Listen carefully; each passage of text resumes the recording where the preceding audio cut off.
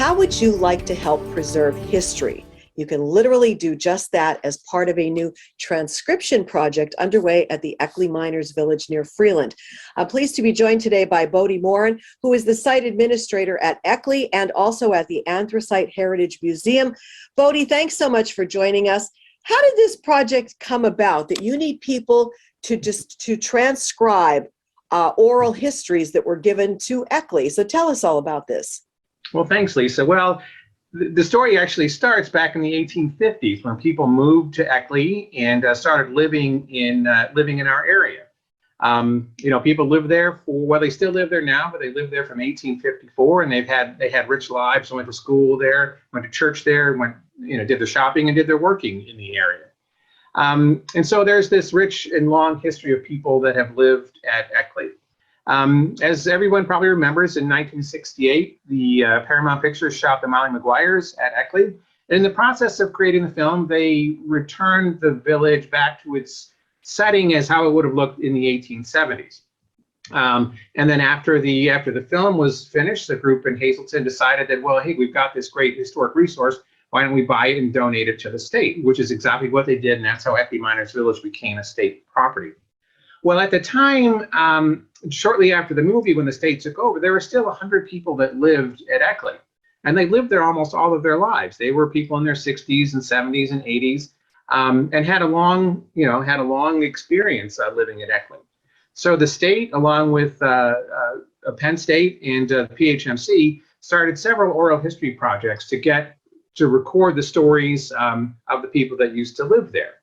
And we have a number of those, like 30 or 40 stories of people who were recorded in the 1970s and some in the 1980s by people from Penn State and PHMC. And they talk about what it was like to live at Eckley, mostly in the 20th century, but some of them recount stories from their parents or grandparents dating back to the 19th century.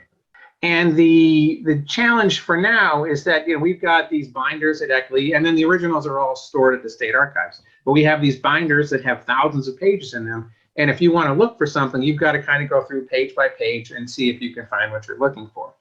So this transcription project was designed to digitize those transcriptions. So a few years ago, Dr. Camille Westmont, who was an archaeologist working with the University of Maryland, won a grant and had all of the hand-typed and then later Xerox pages scanned. So now we had PDF files of those, and now we have to take those PDF files and convert them into actual words that can be used that can be searched on a computer. So that's kind of where we are now. This program if you go to the website and you pull it up, it'll give you a page that is the actual page, the typewritten page that was scanned, and then a blank sheet. And you actually type in the words that you're reading on from the typed page. So you get to be part of kind of preserving history. That's really unique to have this opportunity to do this. You're going to learn a lot about that area as well. This is really something that this is being done. It is exciting. And then, you're right, for the people that are participating, you get a glimpse into the lives of people at Eckley. And it's really remarkable because you hear in their own words what it was like to live there, what they did, what they cooked, how they spent their free time. You walk around Eckley today, and if you're not there during an event, it's kind of quiet. But you think in the 1920s and 1930s, there were 1,000 people there. It would have been nothing but quiet. And so it's great to kind of see the lives and get a good glimpse of the people that lived there and worked there and went to church there and shopped there and just had their whole existence wrapped up in it. So the Eckley Miners Village, if you would like to help preserve this history so that it then can be searched and found very easily for future generations, which will be amazing, you can contact the Eckley Miners Village, go to the website. And also we want to stress too that the Eckley Miners Village is open. You told me Thursdays through Sundays, so people can still go and enjoy that beautiful site that we have so close by. Yep, that would be great. We definitely want to preserve what we have there for many, many years to come. Thanks so much. Yes. Great, Lisa. Thank you.